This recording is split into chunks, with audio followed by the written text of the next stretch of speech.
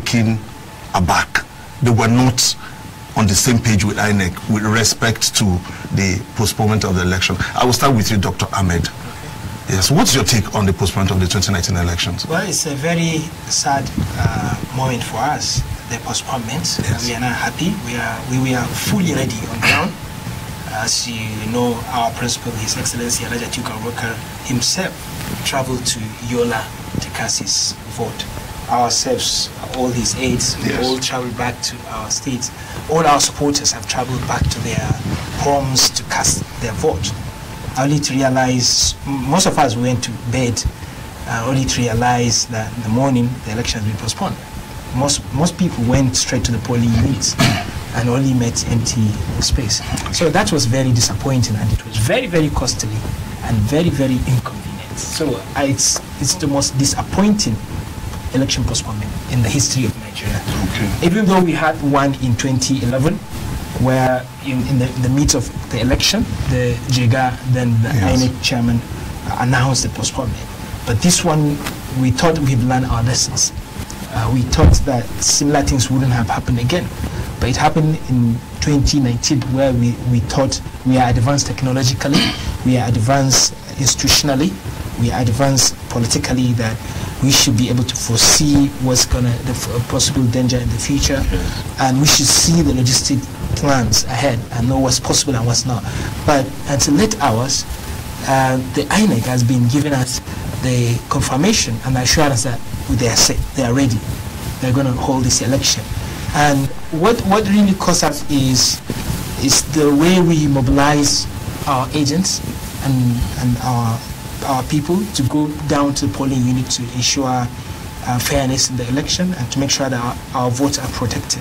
We've spent lots of money to do that, and now we have to do it over again. And that has really cost us. And it didn't just cost us alone, it even cost our supporters. Because most of our supporters, they live in capital cities or major cities in Nigeria like Abuja, Lagos, and they had to travel to their homes, localities to cast their vote. And most of them, they have to save money. They have to now look for another source of income or money to transport themselves back to their place of work or residence and then go back to their state. And you lose a lot of vote along the way. And that has really pained us. And I think we are the receiving end more than the ruling party. Because the ruling party, they may have access to public treasury. They may tap from the public funds and then refund their agents and the party people. Yeah. But ours, we use personal income money. Talking about the state treasury, the President Muhammad Buhari, did say it categorically that the state funds will not be made available to any politician for the cost of the 2019 election. Mere statement, verbal statement are different from what's reality. And that's President Buhari. What about his cabinet? What about his ministers? What about the governors? What about other people that are holding positions in press status? And these are people spending money. And in Katsina, when President Buhari visited Katsina, it was alarming the amount of money that was expended for just the arrival, for the visit of Mr. President in Katsina before the election. Okay, before the election. If I told you the amount, you'd be shocked. And this is from the public treasury. Just to receive the president. Just hold on. What I perceive about this postponement, because when I watched Professor Yakubu, I sat down with anticipation that I'm going to hear a very big disclosure of a very, very big sabotage, and maybe distortion of the election, big narration, something that will shock me. And throughout his speech, I didn't see anything. I didn't see anything that was convincing to postpone the election. Was postponing the election. I wasn't convinced, and that left me with the belief that there has to be three theories why this postponement happened. Okay. Number one is close to the election. There had been intelligence reports in most part of Nigeria that PDP is likely to win this election. Okay. And some of the polls have shown that, yes, PDP is likely to win this election. Okay. And now the ruling party, who have INEC in their pockets, now they have to come up with a dynamic plan. Can you hold on? Well, it might be, you might have the INEC. appointed Professor Yakubu. Well, yes, the president, but it's that subject has been a process we've been but it's subject to the approval of the National Assembly, to be precise. You know, we are not reading from the book. We are now closing the book. We are now closing the laws. We are now seeing what is reality. You know that you might be appointed by president and you might be called independent, but you always done to the tune of your boss. Okay, hold on, Dr. I'm making a statement. Calm down. Just calm down. Now, 2015 election, the ruling party, PDP, lost the election, in as much as it was Jonathan that appointed the INEC chairman. Nothing has changed. Yeah, because that was Goodluck Jonathan, but this is President Buhari and under APC. They're different people. And that was... Are you talking... Are you saying the difference in the two personalities have affected our constitution or the way our structures are supposed to be? Constitution and reality sometimes differ.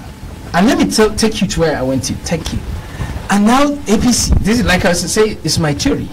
And now APC, they have to buy time to come up with plan on how to win this election or distort the election per se. And what they did was, okay, postpone this election. Let us buy time and do something that we couldn't do. Well, don't you think if that is what has been on their mind, it wouldn't have happened the way it happened? Like, we had less than 8 hours. They didn't see it coming. When PDP postponed the election, they thought that we are going to win the election. Good. Now, when PDP postponed the election in 2015, they had 6 weeks. That is the one you can say is a calculated attempt to do that. They have foreseen that probably, that something was going to go wrong. But we are talking about postponement of election in less than 8 hours. That's what makes it suspicious. Why did you leave it till that late hour? Okay. And if it's a I'm coming. Okay. If it's logistic problems, you should be able to see it beforehand. And now it is just few hours to the election, and that's what makes it very, very suspicious. And let me take you to the other two theories. So now this APC want to buy time so that they can plan what they want to plan. The second theory is they know that PDP will rely on our personal money to run this election, and they know that we have been on the ground mobilizing our agents, and now we finished mobilization. We have spent our money, and now they now say, okay, now they're finished. Now let's postpone this election. So that because we have access to money, we can go and fetch from public treasury and remobilize our agent. But PDP, they don't have that money because we rely so much on personal contributions and our principals' donation for this election. So what we are trying to say here is APC knows that this election cannot be won without money, and they have unlimited access to unlimited amount of money. And now they say, okay, how can they put us at disadvantage? Why would you say they have unlimited access to that kind of money? Because I know what the state governors are able to do, or can do, or they're doing. Okay, especially APC. And now the third theory is they know most of our supporters, PDP supporters, they live in capital cities. Some of them, and now they cannot be able to go and come back again and again. So they want to reduce the voter turnout. Because if you look at southeast, south, and even southwest, that's where most voters, they don't reside in their localities, in their homes. They live in capital cities, Abuja, Port Harcourt, Lagos, and now they all travel back to their homes to cast their ballot. And now they have to come back to their place of residence, and now they cannot go back again, and thereby we are losing vote. Someone told me yesterday that he had to buy air ticket to travel to Katsina to just vote. And now he's telling me he wouldn't do that again next Saturday. So we lost that vote. Okay. And how many more votes are we going to lose? And we've seen the voter turnout in the last election was the lowest in more than a decade. 43% voter turnout. And now this postponement, of course, will drastically reduce the voter turnout. We are expecting now 40%. And that manner reflects the entire interest of Nigeria. And therefore, that's why we have to ask ourselves, is this system okay? Is this system supposed to be like this? And when APC came apart, they talk about change. They have not changed anything. Even the electoral process and the procedure has not been changed. We experienced this 8 years ago, and now we are repeating something. So what's the purpose of APC? They have not brought any change in any of the institutions, of any of our system. And therefore, this election, this postponement, was to favor the APC and to put us, we the PDP, at disadvantage. Okay, that's Dr. Ahmed Adamu, the Special Assistant to His Excellency Alhaji Atiku Abubakar on Youth and Strategy, telling us to the position of the APC as posited by the national chairman of the APC, Comrade Adam Soshomole. He has expressed shock and dismay. He was even very furious at the chairman of the Independent National Electoral Commission, Prophet Mahmoud Yakubu, at the stakeholders meeting, and he did say a whole lot of things. Because you did make it look like APC was aware. But they are saying that they've told us, and they're still saying that they were not aware of that postponement, and it did cost them so much as well. What do you make out of that position of the national chairman of the APC? I think he was acting. He was pretending. And because they plan everything, and they are aware that this election will have to be postponed. Do you have any facts? For example, what happened before the election, the postponed election date or day, you've seen cases of attacks. And for example, 2 days to the election, to postpone election date, the convoy of the Borno State governor was attacked. Yes. Someone was killed. Yes. In the morning of the election, people praying in the morning, they were attacked. They were killed. In Kaduna, as reported, killing, or as reported, 66 people were killed. But in Akwa Ibom, the INEC office was attacked. 2 people were killed. Vehicles were burned. A lot of sabotages around, and this INEC has been given almost 1 billion naira for security. Okay. And all this is happening, and the government, the APC, could not provide the security. Okay. And they claim to. Sorry, I will interject at this point. The destruction of vehicles and sensitive materials of the INEC on the way to maybe their locations or destinations by unknown persons. Would you attribute that to INEC? Well, I'm not attributing this to INEC. Okay. I'm saying it's inefficiency and recklessness from the side of APC government, because they're not willing. What has APC got to do with destruction of INEC? You know. No, I'm not talking about. I asked you a question earlier on. I think we should just have this distinctive difference between these two bodies, which has always been. Now, INEC is on its own. Like on Saturday, I asked Ugo, who was anchoring the program. Now, if the president said he's leaving Daura shortly to join the stakeholders meeting, in Abuja. Yes. Now, I was asking him, what was the need of him coming because of the postponement of the election? Is it part of INEC, or was the decision taken from him? Now, I'm coming back to you with that same question. Now, he asked you if INEC was conveying some materials to a certain place, and they were laid by whoever it is. Now, how does APC come in there? Yeah, because it's a plot. They will not come and tell you how we are involved. But we already know that the intelligence we gathered showed that APC knew that we are losing the election, and they are looking for any space, any reason to buy time for themselves. Are you aware that APC came up on Saturday to say PDP is the reason why the election was postponed? They're just saying. Did you see that? It's a mere statement. Because we are not in power. Yes. We didn't have control over the security. We didn't have influence over INEC as they do. You might think INEC, as you claim to believe, that INEC is independent.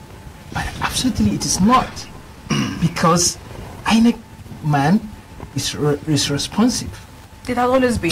It's always been. To the president as well. His loyalty is to the president. And not to Nigeria? His loyalty can be, he can share loyalty. You can share loyalty. Of course, he is doing No, see, I would take the words of the chief security officer to late General Bacha says, loyalty is either 100% or there is no loyalty. All right, so now, in general, whatever might be the case, we have our fears. We have concerns. And we felt this election, it has to be free and fair and credible. Okay. And we will do our best to make sure that this happens, because it's not the INEC that's the most powerful stakeholder in this election. It's the people. Okay. And we told our people that they must be vigilant and they must open their eyes. They should not allow any evil plot to happen. And this has exposed the INEC inefficiency. Like Barrister said, they have 4 years to plan, and we have 2 lessons to learn from. And they didn't learn anything. And you're just coming to tell us whether plane delays and logistics problems. Okay, I'll come to you, Barrister Ahmed Tijani Yusuf. Now, coming for your own. I would actually want him to say something now. Okay, before. Okay. Peradventure, your principal wins this election. Yes. I'm talking about Atiku Abubakar. Yes.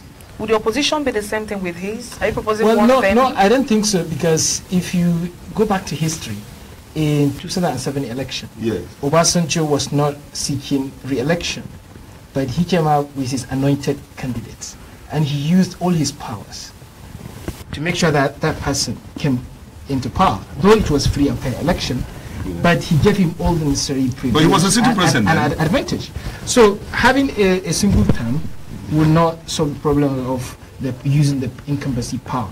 Because if you are going out of the office, you may have someone that you really want to support to succeed you. So I think that might not be. What we need to do is to look at the electoral system.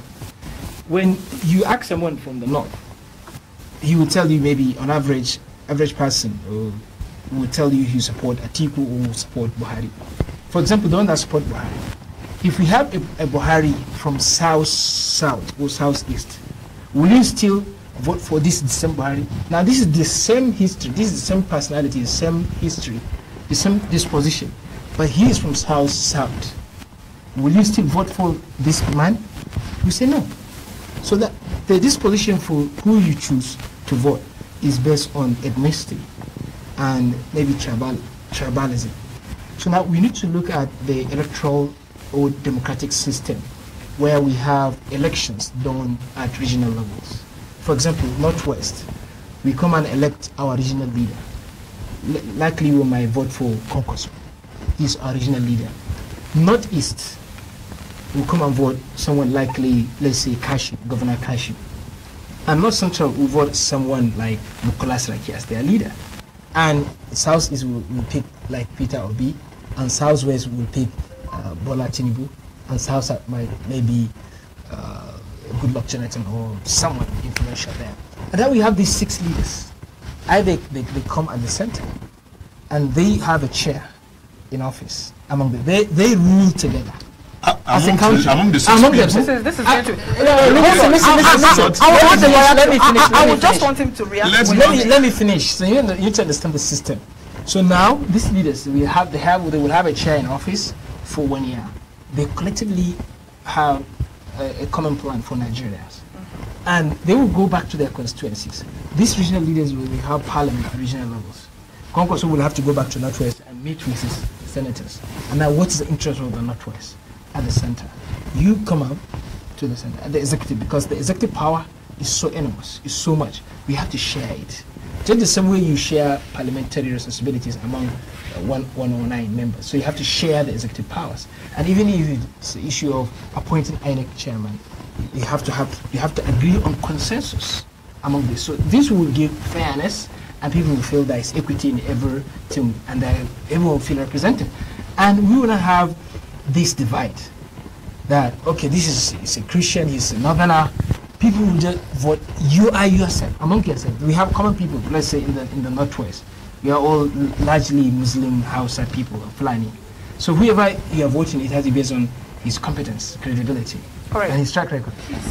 To round off today's program, Dr. Ahmed Adamu, I would ask you, people have called for the suspension, dismissal of the INEC chairman, Professor Mahmoud Yakub. What's the position of your principal, Alhaji Atiku Abubakar, on all of this? We don't want anybody to be removed from his position before the election. Okay. Because we are in a mess. And if INEC created this mess, they have to take us out of it. Because they know what they've done, and they build this plan along the way for years. And they should be allowed to continue. To finish the process. I don't think sacking or removing the INEC chairman is the headway, because removing people is not the solution, but looking at the institutions. What can we do better? That's the lasting solution, rather than looking at temporary solution. And I think the 1 week is okay, though we are very, very disappointed. It's not something we bargain for. It's not something we really want.